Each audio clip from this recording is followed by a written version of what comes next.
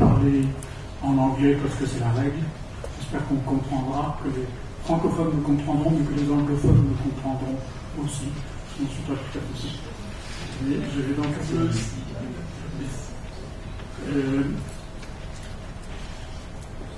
the first thing that I would like to say is that I'm exactly on the same line as what you have just listened to from Ignacy Sachs. I know Ignacy Sachs for many years. We had no exchanges between us before this meeting, and in fact there are a lot of points that I'm going to repeat or to explain probably differently, but the content is basically the same in the sense that I totally agree with this orientation of visible hand, the necessity of going back to planning if we are able to make a critical assessment of the planning process and the planning experience in the past. I have to say also at the beginning that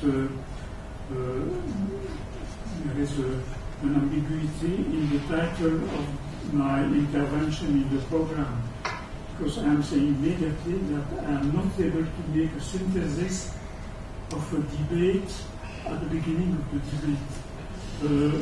And that there was a misunderstanding somewhere. I'm not going to make a synthesis. I would like just to talk about planning, and I am saying also that I'm not going to talk directly about sustainable development. Obviously, I'm going to talk about planning in the perspective of sustainable development, which is the main theme of this meeting, but about the content, the possibilities, the objectives, and so on of sustainable development. I believe that will be the subject of this afternoon, of tomorrow, and what I'm trying to do is to talk about planning as an instrument for sustainable development in the context of the democratic choices needed by this at a global level, needed for this kind of development. And in that sense, we need, of course, a global approach. In that sense, maybe I'm trying to make a synthesis too, but not a synthesis of the debate.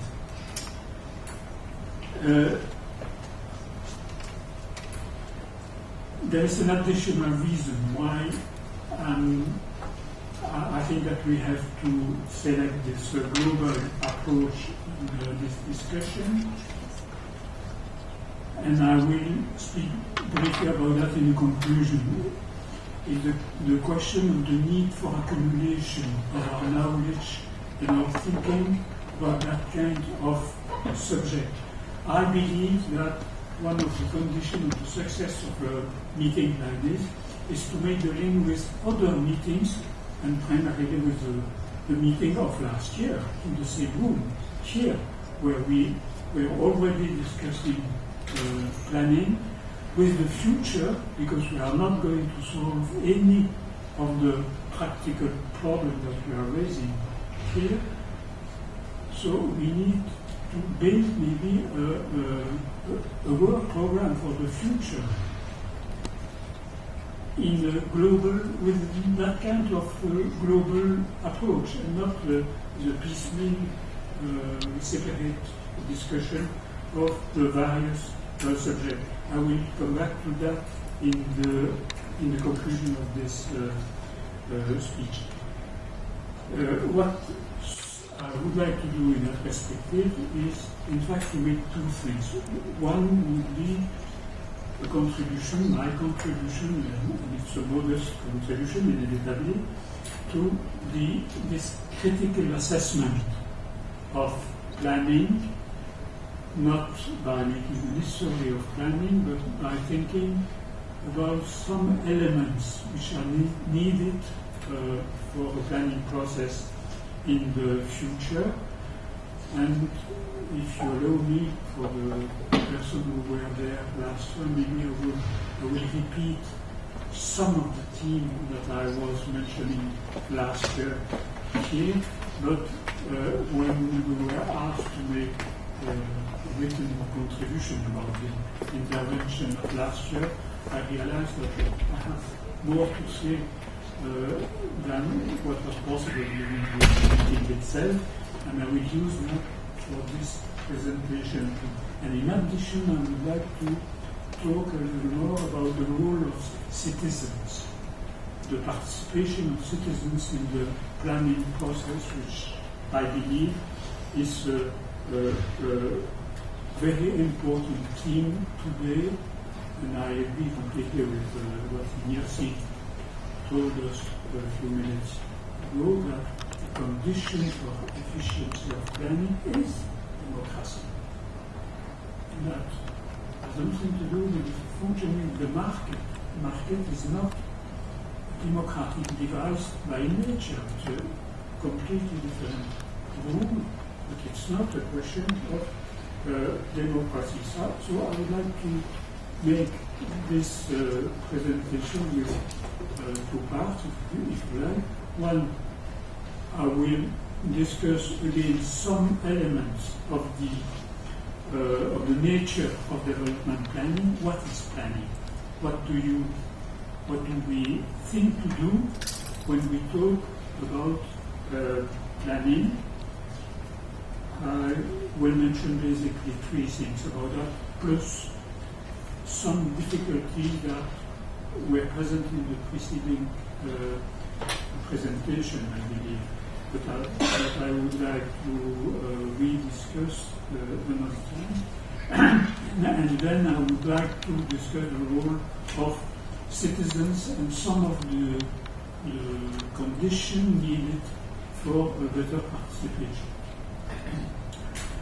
The first element that I would like to remind about the nature of planning. I believe that we have to take some distance about the nature of this exercise, because it's usually presented as a technocratic exercise, or even an econometric exercise, or a statistical exercise. And it is not first that. It's completely different. If we talk about development planning, and if we give the full meaning to these terms of development and planning, in fact what we are trying to do is to build a society in the future, in the long-term future. And we have to think about the main characteristics of the society that we want to build. And these characteristics are not necessarily the same in all countries or way. And that's why we have to be much more precise, in my opinion, in the idea that planning is first about choices, certainly, but choices of goals, choices of objectives, and not only choice of instrument or choice of projections of statistical aggregates of the national accounts for the future. We have to think about our objectives. What do we want as a society and as citizens of this society? And it's in this perspective, I again totally agree with what was said by Ignacy Sachs, but I believe by Rajendra before, is that planning is a political process, not a technocratic process or not an economic exercise, or still less a statistical exercise. It's a political process. And in that meaning, in this word, what I mean is that for me, a political phenomenon or a political process has three characteristics. First, it needs a global view. You are not trying to solve a very particular problem. You take a global view of the society and you try to select in this global view some of the problems that you would like to attack or to solve. You need a global vision. You need choices of objectives, of goals to be attained. And the third thing in this meaning of the word political, I believe, is the fact that you need arbitrage, or how do you say arbitration maybe, between various interests. Because you have to think in terms of the general interest of the society and obviously all the interests of the particular actors and social groups within the society are not the same. So you have to make some choices of the priorities that you want to solve. And that's a basic difficulty today, because the world has changed, obviously. And since the beginning of the planning exercise after the Second World War and before the USSR. Before that,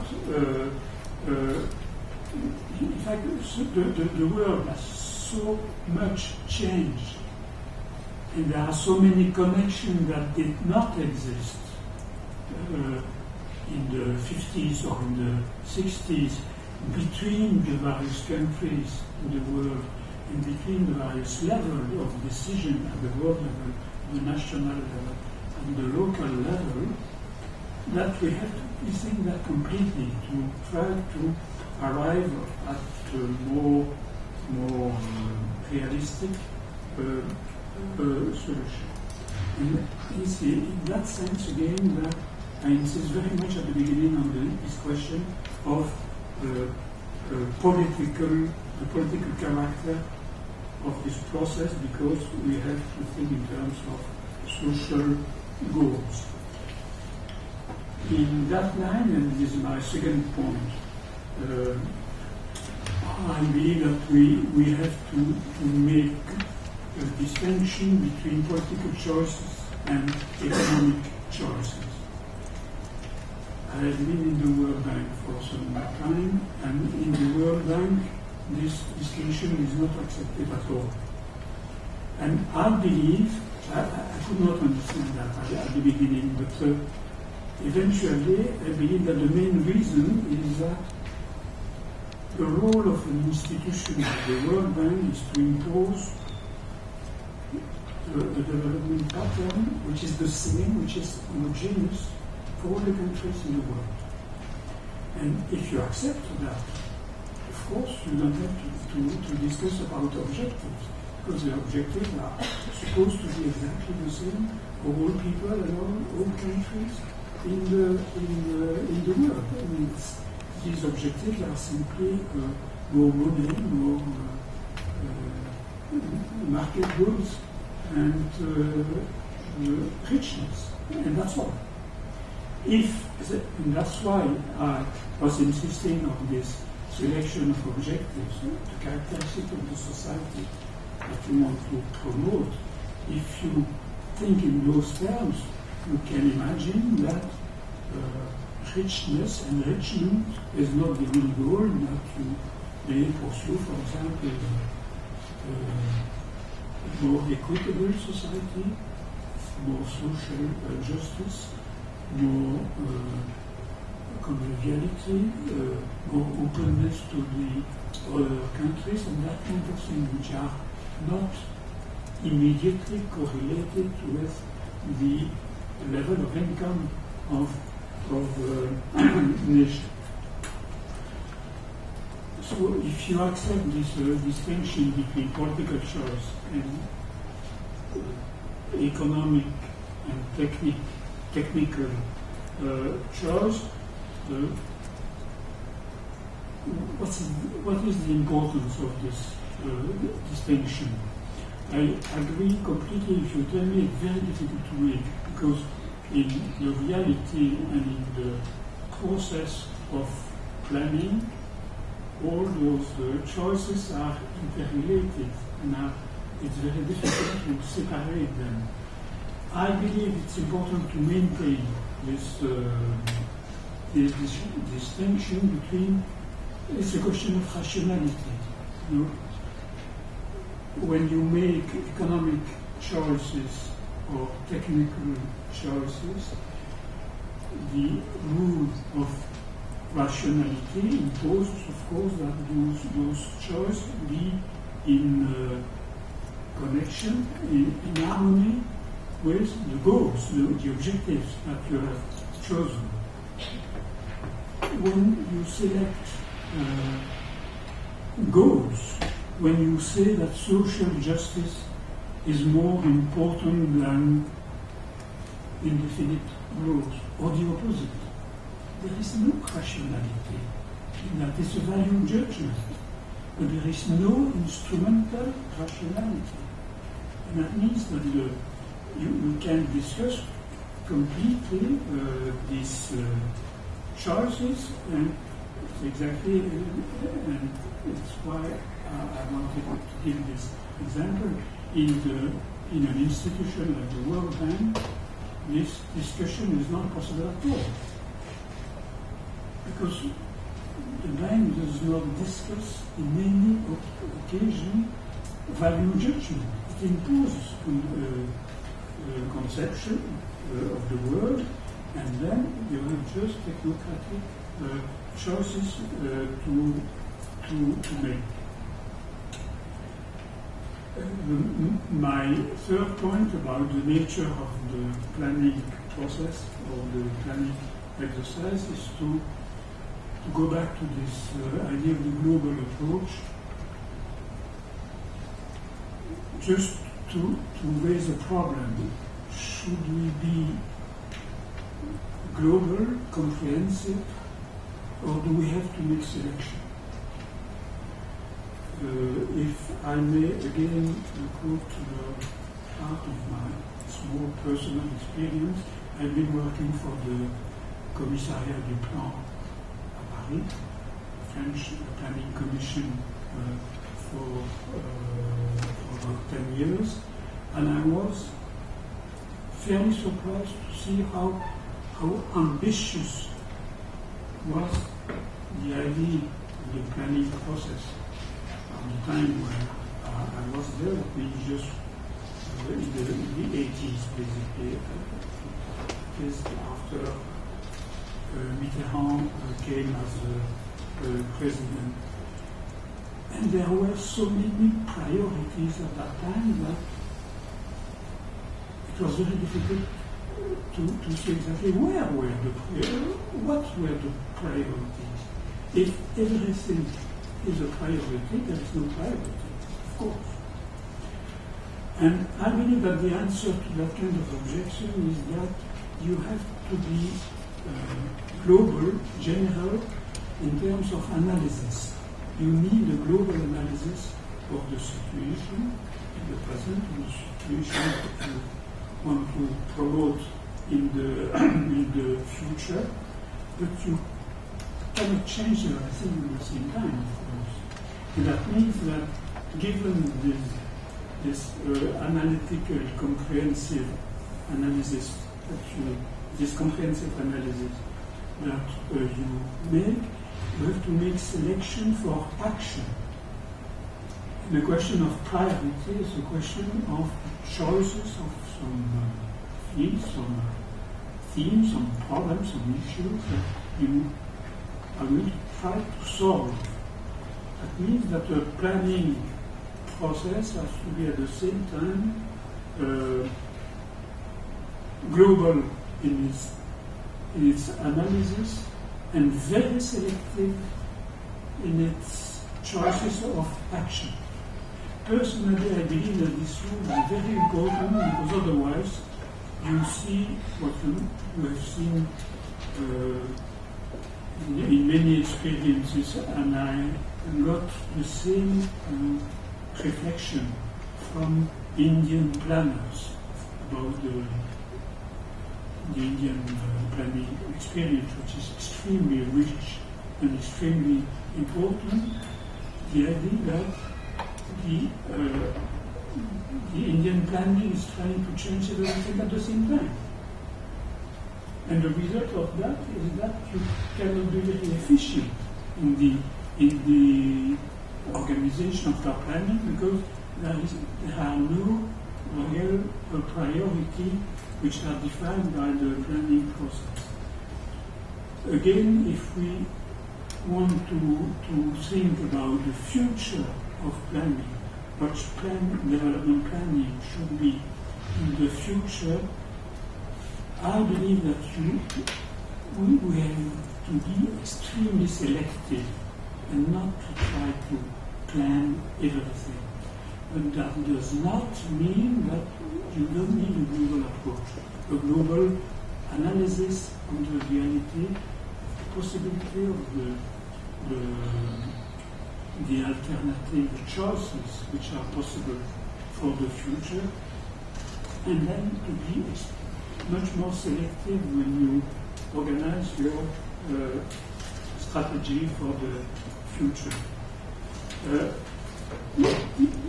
These were the three characteristics that I wanted to underline. When we try to think about planning, this predominance of objectives, the question of political choices, and the question of selection within a global approach. But there are, of course, many other characteristics that need to be discussed. We cannot discuss everything. Now, I would like to mention two difficulties that I've seen in many places and that may be extremely important in the future. The first is about the level of decision making. I can be very brief on that because Kashauri and Sachs have talked about that already a lot. The question that there are many levels of decision regarding the future of the society and of the economy, and especially at the local level, on the national level, and at the world level or the regional level, and that we don't know how to be clear about the sharing of responsibility between those levels. Who is supposed to do what? And again, this is not a theoretical abstract problem, it's a very practical one. And you see that now. I believe that one of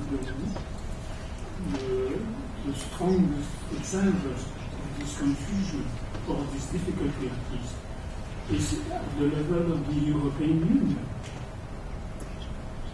What should be the real role of the Union, of the European Union, compared to the nations, to the various nation states? Again, who is supposed to do what? Who is supposed to decide what in terms of budget, for example? I believe that it's extremely difficult. We don't have a clear set of rules. I know that we talk about subsidiarity, but what does it mean? What's the practical consequences of this whole subsidiarity? Again, that's certainly one of the main topics that we should examine and try to solve with some clear criteria that than what we have now. So there's first this question of level of decision making. There's another one that I would like to quote, is the role of macroeconomics. Why am I quoting this difficulty? Or again, because of some difficulties, some experience in the planning commission, where a huge part of the time of the planners was devoted to macroeconomics. I'm not saying that macroeconomics is useless, of course. It's certainly not, certainly very useful, but useful to do what? My problem is that, again, the analysis in terms of macroeconomics is useful to understand the coherence or the lack of coherence in the present situation and still more in the future situation that you want to develop. But is there any meaning when you say that you're going to choose to select a GDP growth rate? You cannot choose it. It's just an indication that you try to approximate by saying, given the projects that we have and the efforts that we are going to make in such and such policy, the probability is that we will get growth rate of 3%, 5%, or more than that. But is it meaningful to make a choice of a growth rate and to select a relative growth rate? And to make all the practical consequences of these choices a sort of implicit choice. The question, if you like, is not to say we want a deficit, a public deficit of 3% or 5%, or a balance of payment deficit of so much and so much, or growth rate of sort or of X%, or a rate of export, of growth of export of so much. It's not so. It's not really that which is the important thing of planning, if you put the planning in a democratic approach with the role of citizens, where I want to arrive now. I mean that if you want really to make planning a useful exercise for the building of a society by the citizens of this society, you have to present more practical choices and more concrete choice for the citizens. Ignacy Sachs was mentioning the basic necessity of reducing inequality, and I totally agree with that.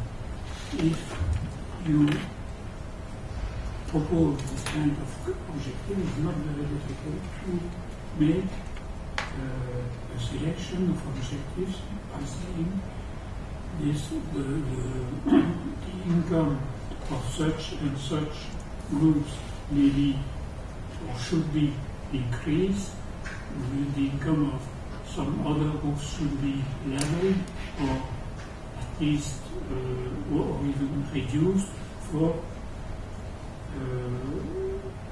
having any chances of getting this equality or at least this reduction of inequality. That means that we have to think in terms of practical needs and practical issues and not in terms of purely a macroeconomic approach. And again, one of the surprises that I discover in the studies, many studies made by the Commissariat in France, was most people loved to make that kind of macroeconomic exercise. But if you ask the question, what's the use of your exercise and what kind of alternative do you discover when you make that kind of exercise, of calculation? What kind of political choice do you discover? What are the alternatives open? And at that time, you discover that nobody is interested in that.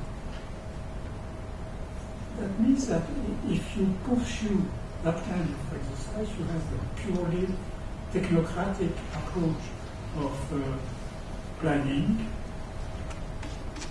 that existed in the French planning certainly, which exists, I know, in the Indian planning, which exists in the planning of many international organizations today. And maybe it's quite pleasant for the authors of those projections and those exercises, but I am not sure that the social usefulness of that kind of exercise that we call also. Again, I'm not saying that, of course, to tell you, let's forget about this macroeconomic approach is useless. No, of course it's not useless. But it's not the priority. It's just a tool. It's an instrument to make clearer the political choices which are needed. And then I come to the second part, which will be shorter of my presentation. What role for citizens? What should be the role for citizens if we try to rebuild a new form of development planning based on the critical assessment which is needed, and of course what I have said on that is just a part of the critical assessment that we should do. But again, if we raise the problem in terms of democracy, what does it mean to make planning?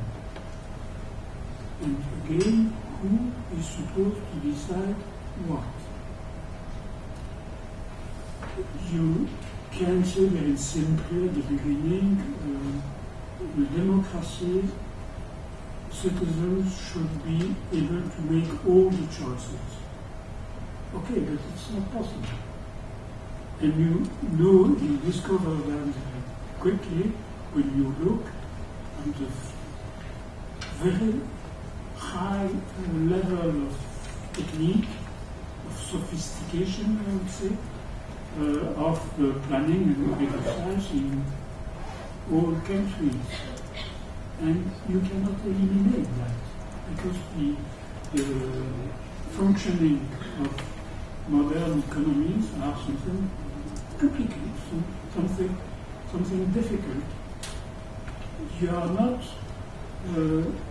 going to organize a referendum to decide a devaluation in the country, for example.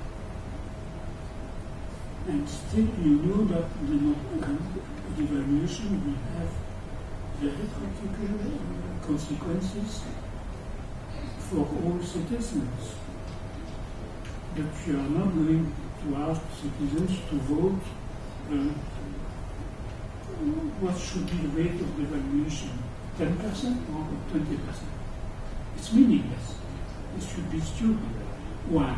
Simply because the question of devaluation and many other global questions regarding the organization of the economy are extremely complicated, extremely complex, and that you need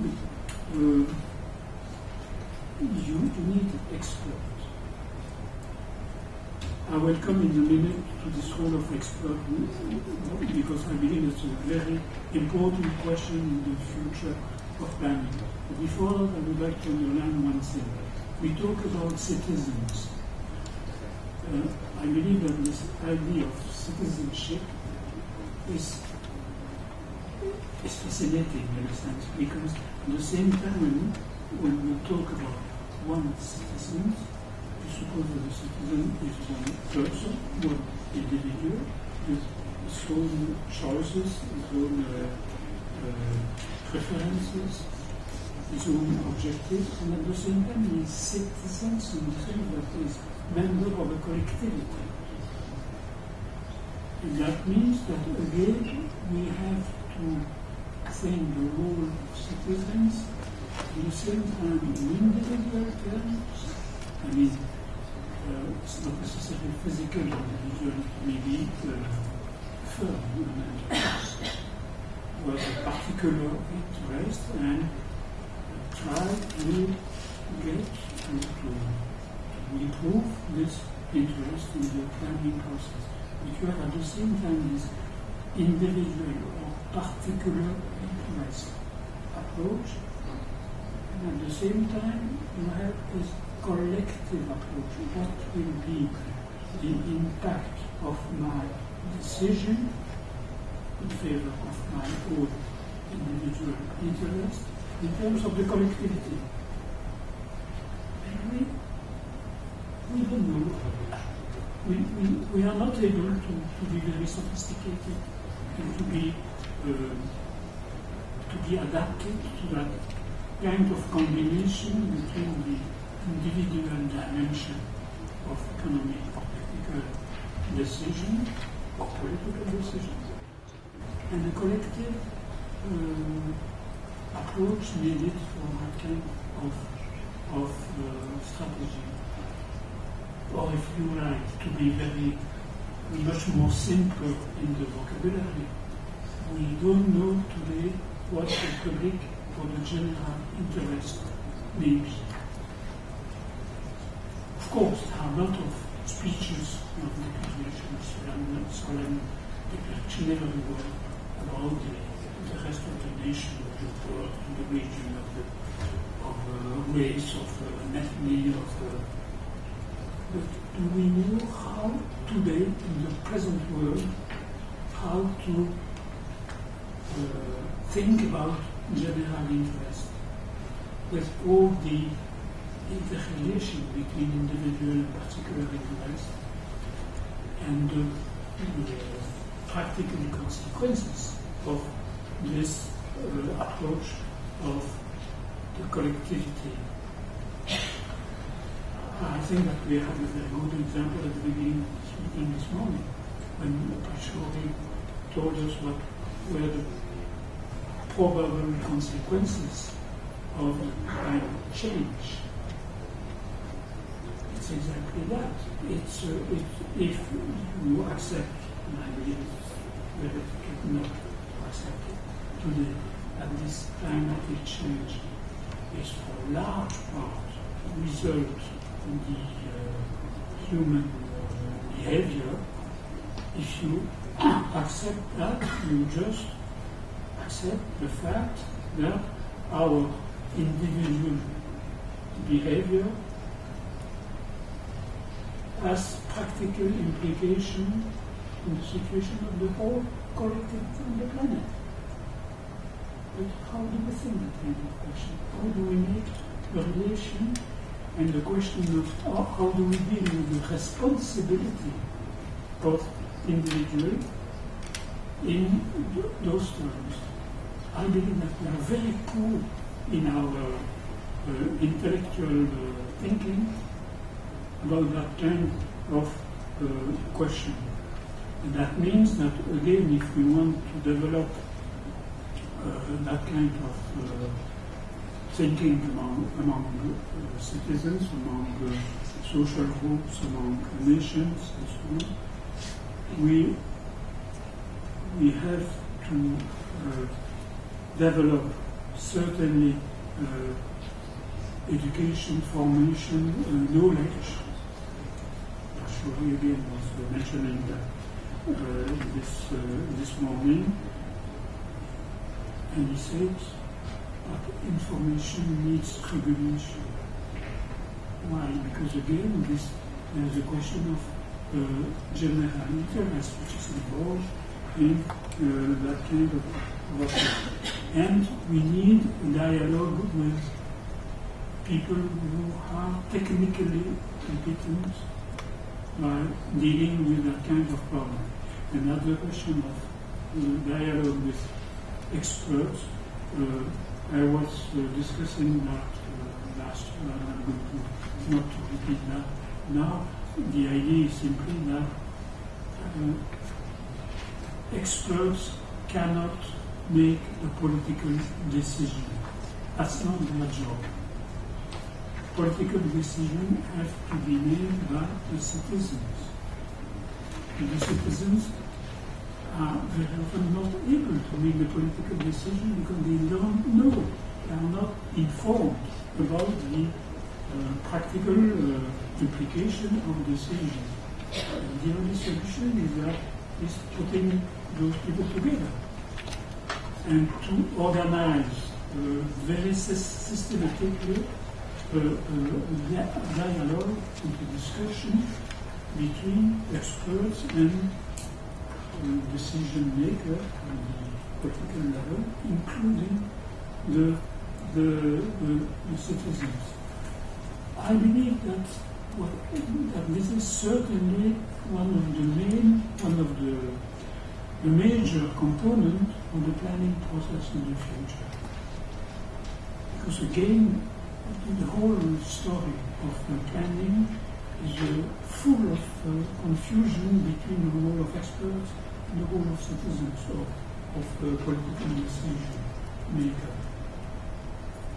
There is no solution if you don't organize that kind of dialogue, and there are a lot of proposals which have been made on that.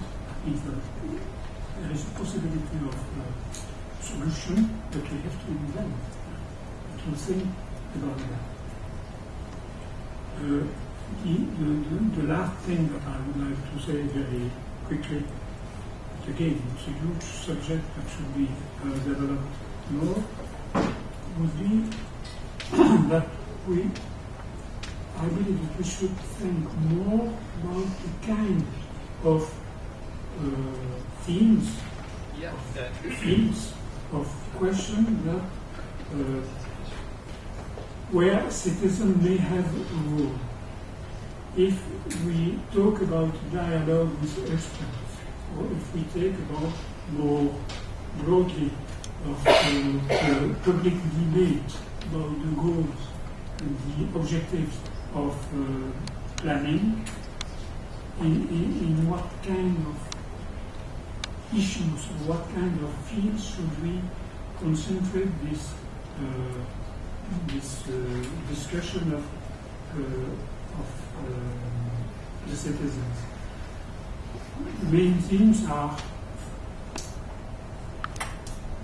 well known. I would say it's easy to be identified. It's growth, social justice, inequality, and that kind of thing.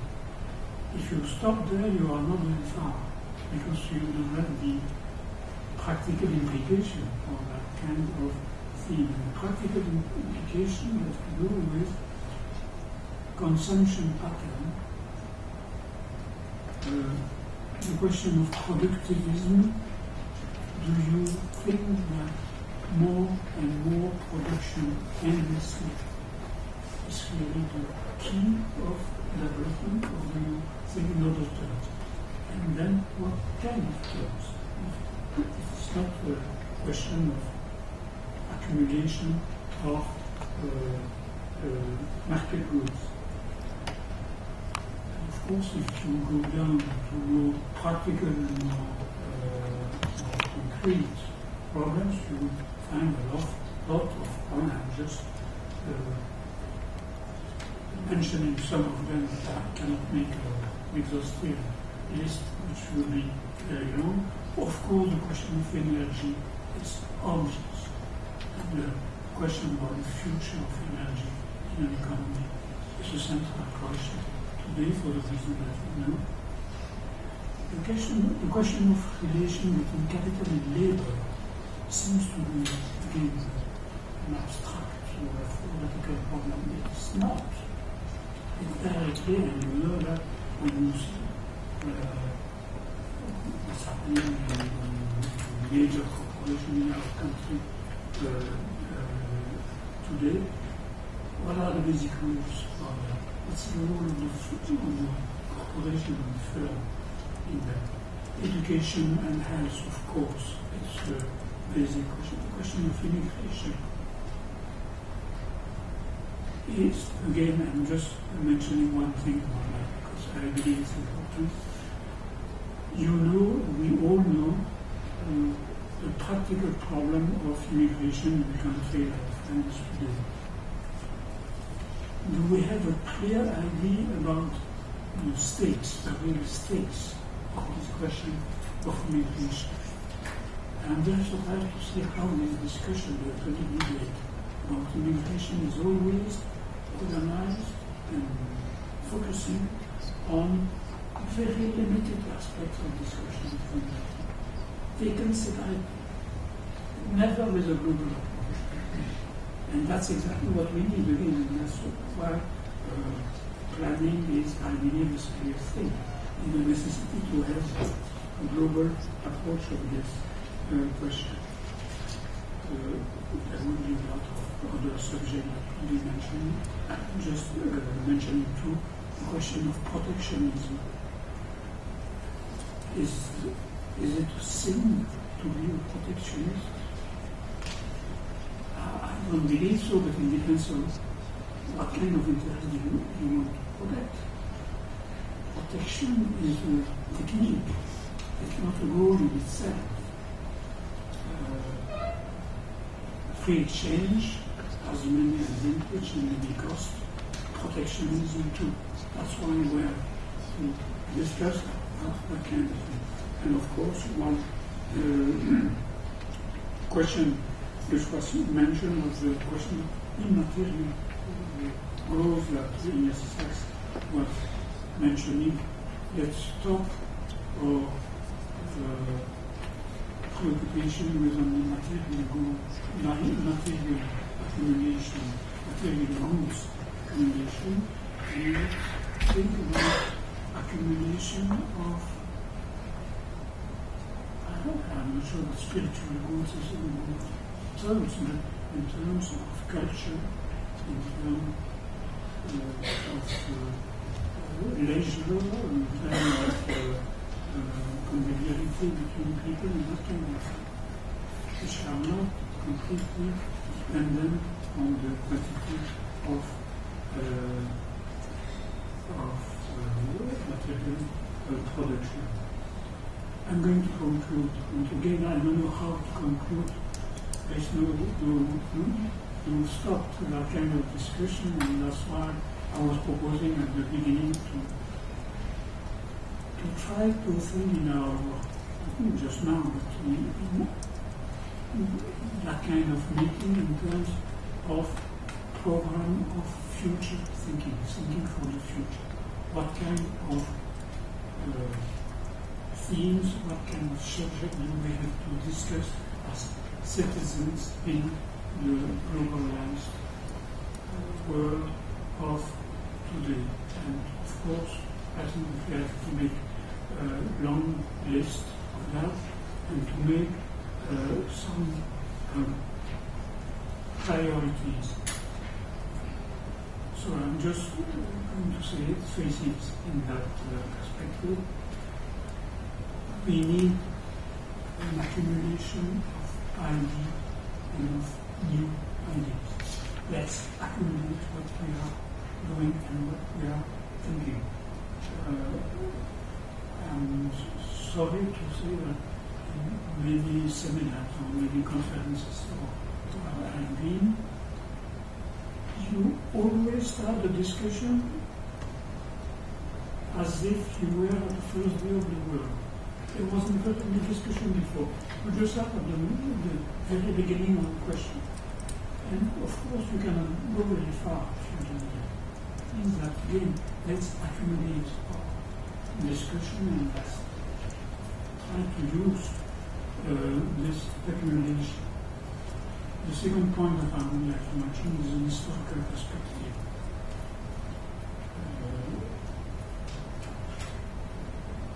Especially, I would say, in terms of the international debates. If you look at Rio meeting, recent Rio meeting,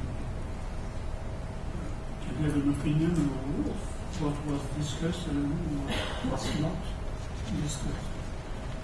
But in my opinion, what is important is to make a comparison with what was discussed in the previous conferences and to see if there is any progress in that kind of discussion, or maybe any negative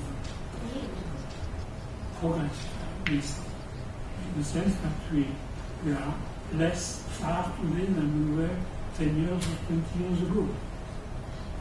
We need that kind of perspective just to monitor, to evaluate our discussion about development. And that's part of the planning.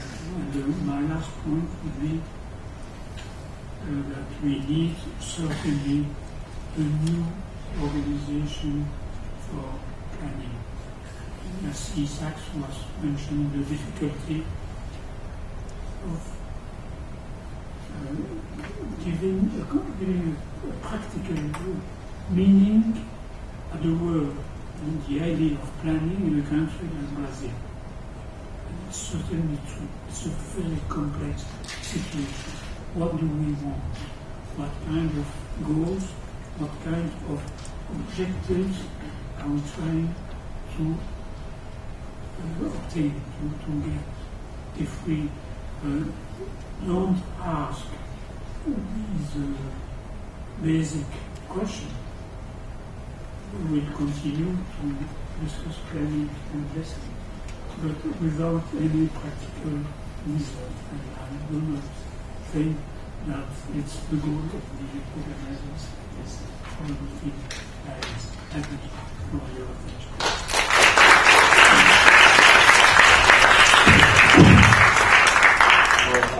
Thank you, Christian, for demonstrating us that, planning is a political process and many political process, and that's what we're trying to talk with here.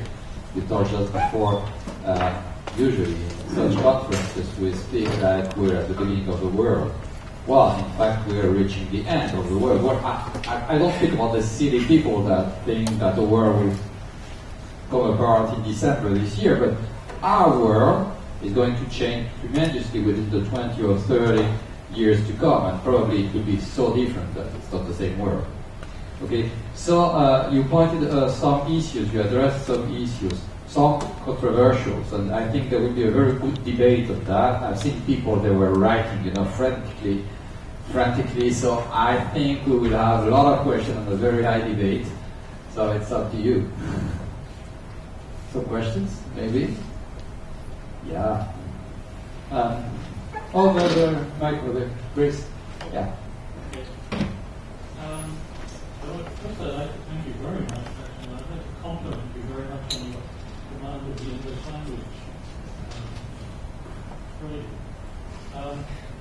It's not really a question, but I want to emphasize that planning is a process. And who cares about the plans at the end? Really. It's what leads to it. And the process is continuous. You don't, like we frequently did in the past, and still do now, unfortunately, make a plan, say we'll revise it, and say we'll revise it in 5 years, or whatever. It's no good, because there are things that change continually. And if you don't have a process that is continuous, and that involves people, it's very, very difficult. One of the things I think is very interesting for some of our supranational, national, and in my case I come from Canada, provincial, and in the States, state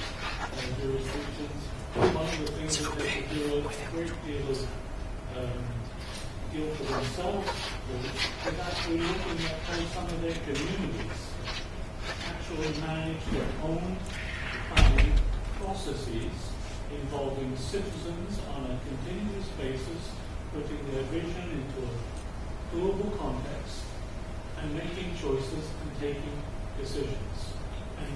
And it's not the elected officials that take the decisions on initiatives, it's citizens groups, associations, and it's actually amazing that we don't hear about most of these things, because they've been going on in my country for at least 20 years in several hundred communities.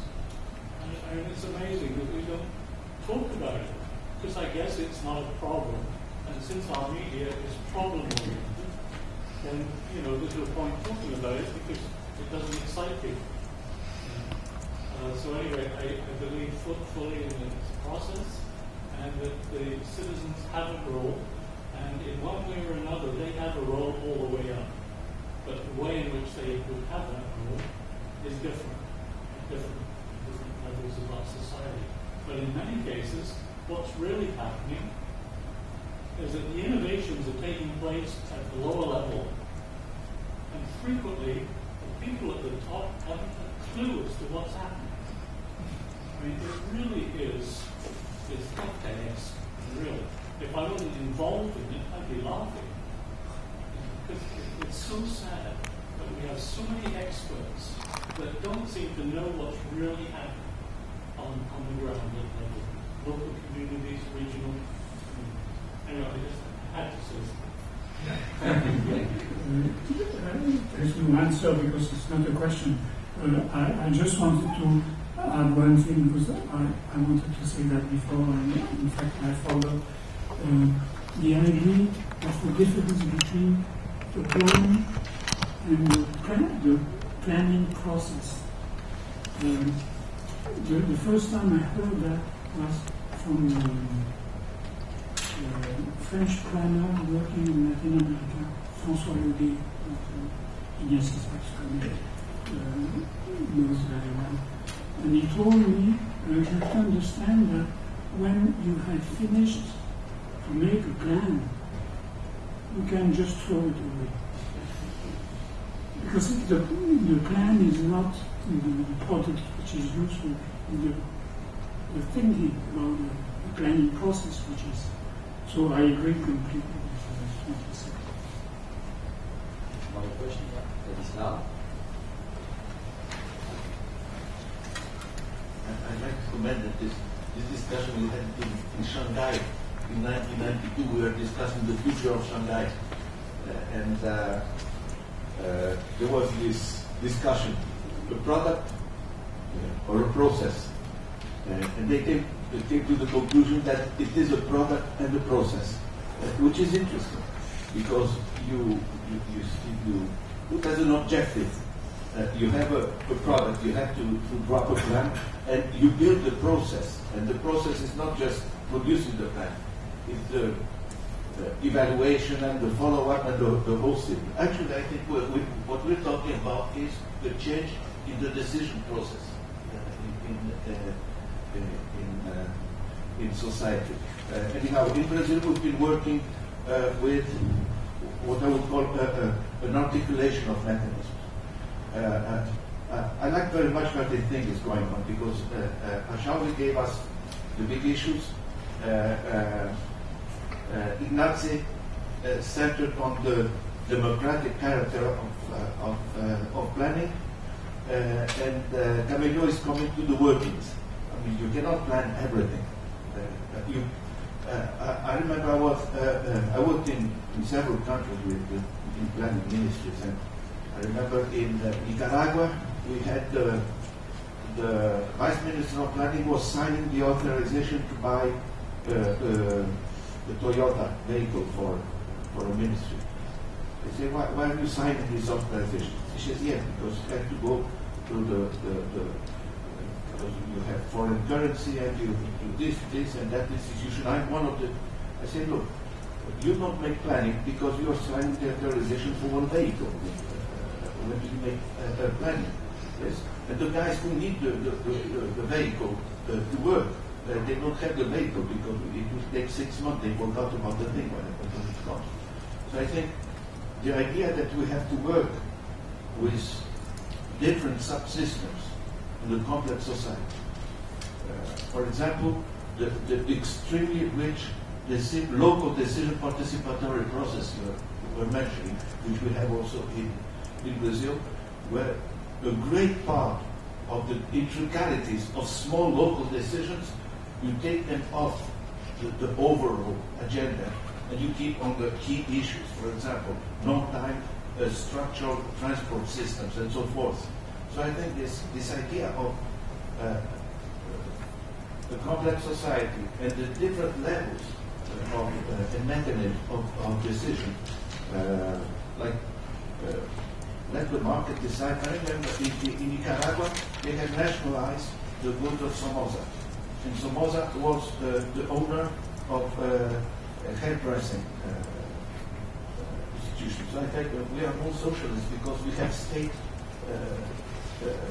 public servants making hairdressing. I think this key idea that it's a process and a product, and that we, in this hierarchy of decision, we have to really make different subsystems for the decision process.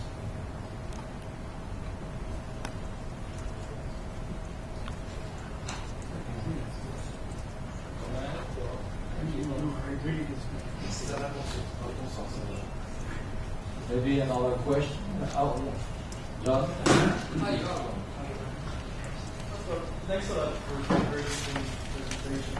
I would like to spend a couple of words, perhaps letting a little bit of flavor of what the Bank of the World Bank is doing today.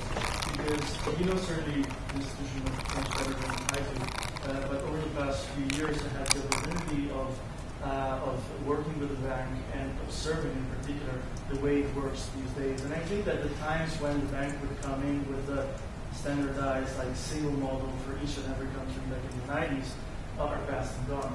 Banks like the World Bank, European Bank for Reconstruction and Development, BRD, and other development banks have gone really far in the opposite direction, in not doing that anymore. Of course, the development banks, they still do that to a certain degree, but the World Bank in particular, or the BRD, are clearly not doing that. And so how does the bank work concretely these days?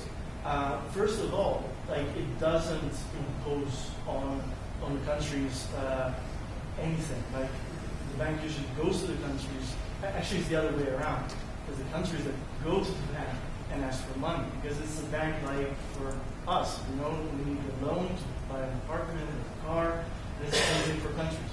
Countries go to the bank and ask for money. And the first thing that the bank always asks is, well, show us how this decision to build this dam, these big projects like dams, power plants, highways, etc. Show us how this decision was made. And what the bank wants to know is that the government is doing its job, that there is a serious national plan, let's say, behind, that it's not just an ethereal investment. And the bank is very serious about this. That's the first thing. So responding to requests in the government. And then the bank goes really far in making sure that, first of all, the project that's proposed, for example, to build a dam, to build a power plant, is the most value for dollar, value for euro. That $1 or 1 million or 1 billion, very often dollar, the bank lands to the country is actually the best way to spend it, that it cannot be spent in a better manner. If the expertise that's produced says, well, a dam there is going to be a waste of money. You're not going to be able to pay for it. They don't have the money. So there's very serious expertise. The bank spends millions of dollars very often getting the expertise right. And then the bank always does request strategic environmental assessments to make sure that the investment doesn't have negative environmental impacts, also social impacts, economic impacts in general. Why? Because the bank is lending money, and it is not a donor agency. In some countries, part of the loans are donated because they know the countries don't have the means to give the money back. But in most cases, the bank needs the money back to make an investment. And so the bank wants to be sure that, especially in small countries, that large investment to build that big dam or a large power plant or that large highway is actually going to generate growth, is actually going to generate great growth in a sustainable manner. So that in 20 years from now, when the loan is still ticking, the country will have the means to pay it back its loan. So my question there is, like, can a development bank, like the World Bank, like European EBRD, can go much further than this? Because at the end of the day, the planning is done at the national level. Like, the bank takes for granted that the planning process is taken care of more or less democratically by the national governments, respecting local institutions. And there's a great degree of variation.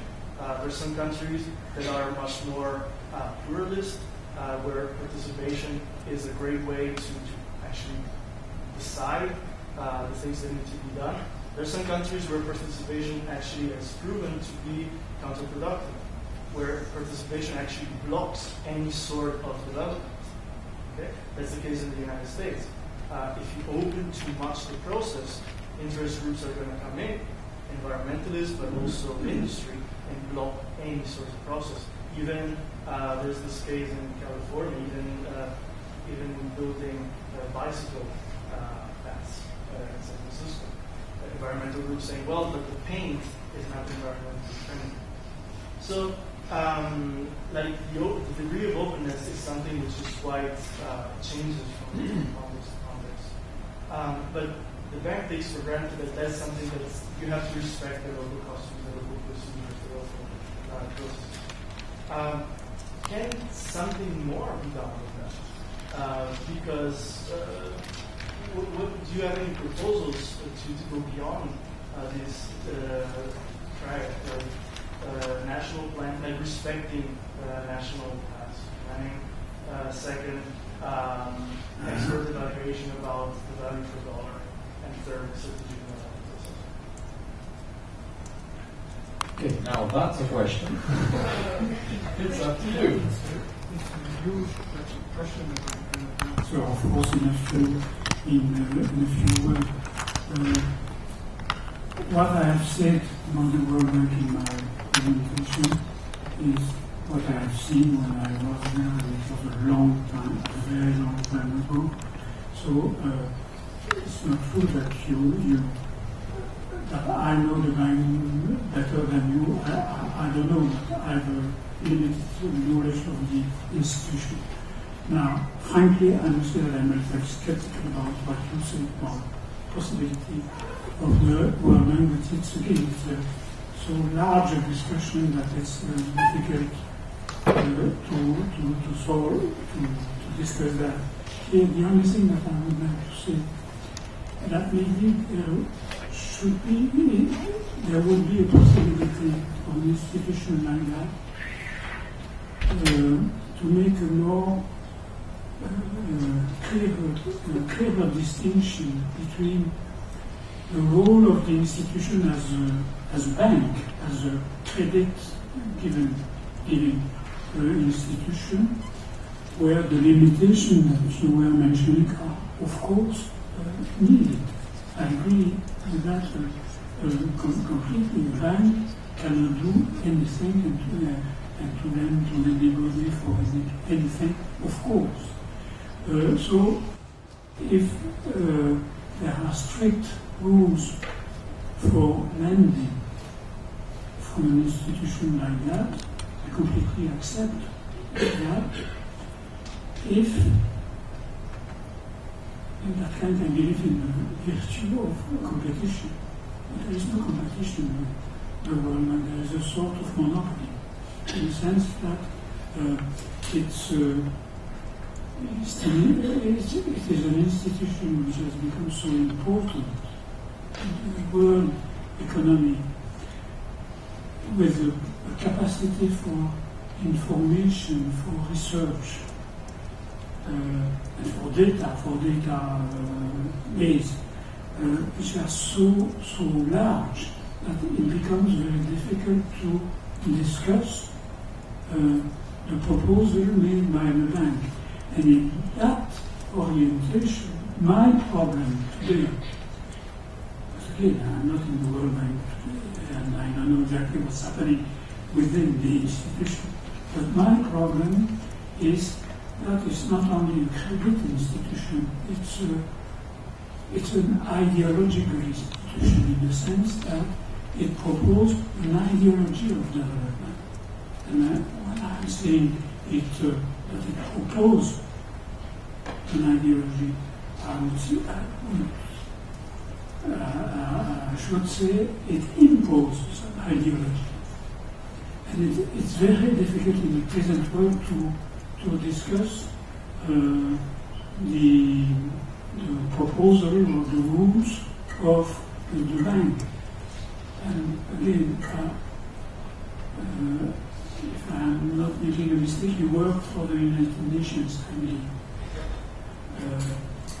Well, the United Nations, that I respect very much for obvious reasons, has not the same influence as the World Bank. Why? Because it has not the same financial needs. And that the role that the bank is playing in the world economy is more,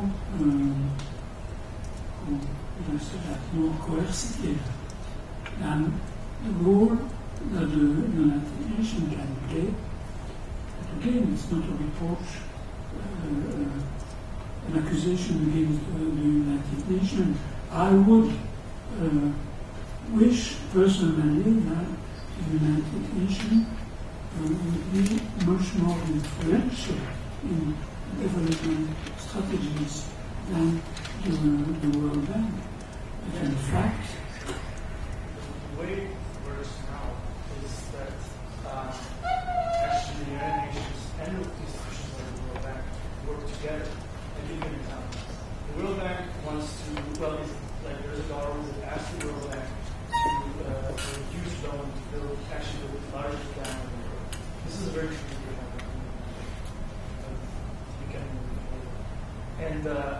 But the World Bank has doubts that the country has gone through the process of deciding that that's really what they need. So they ask for the United Nations to help them, because as a bank they cannot do it, to work with the national institutions to set up a policy process, a political process, so that at the end of the process there is a clear position of the dollar and of the people, so that the bank then can say that the intervention is now it's the real big number, is nationally owned. To build a national ownership of large construction project is really fundamental. And this is key for the World Bank, it's key for the BRD, for the Islamic Development Bank, etc. There are, however, the situation right now is that we're not in a situation of monopoly of the World Bank anymore. The World Bank depends mainly on the US and European countries. There are other banks like Islamic Development Bank, like Asian Development Bank, like Eurasic, Russian Development Bank, that actually have much looser standards. Like the World Bank said, okay, we give you money, but we have to go through, you have to make sure that it's nationally shared, we have to make sure that you have done the environmental assessment, etc. And the World Bank sometimes say, well, no, the environmental assessment there is not conclusive, so we won't be giving money. There are now development banks, supported like UB or others, that actually come in and say, well, if the World Bank doesn't give you the money, we will. So the situation is changing a lot.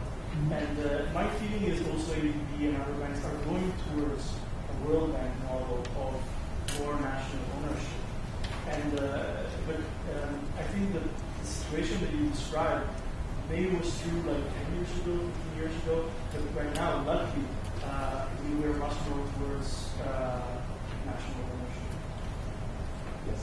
I hope you are right. Okay, there's a disagreement. I think we're going to fight over it during the meal. But the last question, maybe. I see a lot of people that have their stomach just grumbling. It's 12:30, and we have some engagement with Reims Management School too. So it's last question. It's more a comment on this process. Actually, someone is missing in the discussion. It's not government and World Bank. It's government, World Bank, and big corporations that own the projects. I take the example of Champagne-Ardenne. I'm not interested in selling a definite project in Equatorial Guinea. So I'm at the planning ministry. I have to say the pressure. They go to Equatorial Guinea. They have the meetings with the ministry. They sell the ministry big project. The ministry sent it to the World Bank. And on the other side, they try to the World Bank. Look, we're interested in this project because they have people in the World Bank.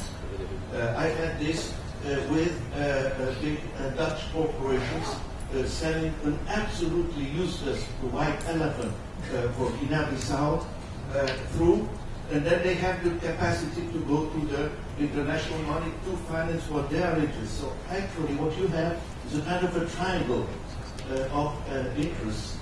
And we can. There are the official papers. Everybody is for development, and everybody is green, and so forth. But I mean, we have to. If you do not consider the corporations and the corporate power in the process of decision on non-electoral money, you are really out of the picture. An excellent reading is of course John Perkins.